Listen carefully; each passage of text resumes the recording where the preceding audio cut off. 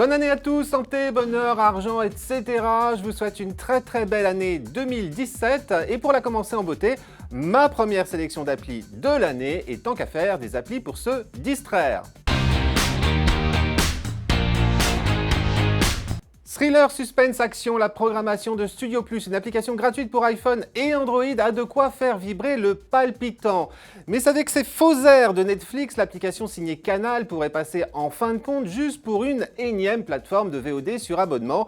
Et il n'en est rien car Studio Plus ne se distingue pas uniquement avec ses productions maison, mais aussi avec leur format. Comptez ainsi seulement 10 minutes pour en regarder un épisode et moins de 2 heures pour vous en enfiler une entière, tout simplement parce que chacune a été taillée pour être regardée à n'importe quel moment de la journée sur un smartphone, histoire de s'adapter au mode de consommation des vidéos le plus prisé des jeunes comme nous.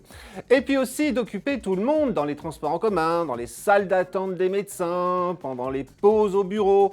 D'autant qu'il y a de quoi faire, Studio Plus compte déjà une 60aine de séries, dont 15 exclusives. Et le catalogue n'a pas fini de s'étoffer. 4 nouvelles productions sont ainsi d'ores et déjà sur la rampe de lancement.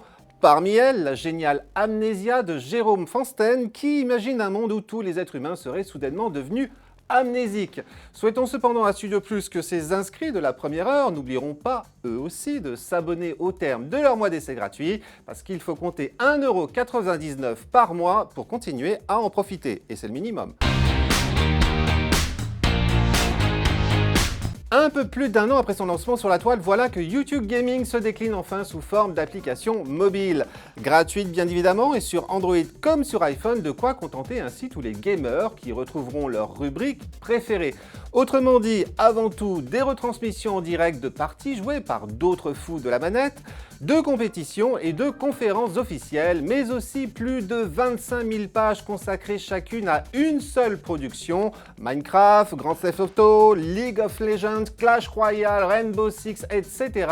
YouTube Gaming ne fait l'impasse sur aucun jeu vidéo et les plus accros apprécieront aussi de pouvoir désormais recevoir des alertes sur leur smartphone dès que de nouvelles séquences concernant leurs titres préférés sont mises en ligne. Lire les 396 pages de la biographie du génial inventeur Elon Musk en un quart d'heure seulement. Impossible me direz-vous, et vous aurez raison. Par contre, c'est à peu près le temps qu'il vous faudra pour ingurgiter son résumé élaboré par Cooper. De même pour l'histoire de Steve Jobs, de Walter Isaacson, comptez une vingtaine de minutes seulement, et une trentaine pour vous enfiler un président ne devrait pas dire ça de Gérard Darvé et Fabrice Lhomme. Bref, l'application gratuite Cooper pour Android et iPhone vous invite à aller à l'essentiel en vous proposant même une collection d'ouvrages au format audio.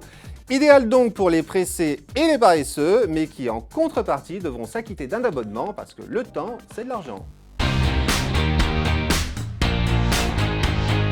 Allez, pour terminer, une petite dernière qui devrait vous amuser, pour peu que cela vous amuse de transformer l'un de vos selfies en tête de chien ou de poser à la une d'un magazine de mode. Des photomontages qui vous sont justement proposés sur l'application de Natou, gratuite, elle aussi sur iPhone et sur Android, l'appli, pas Natou.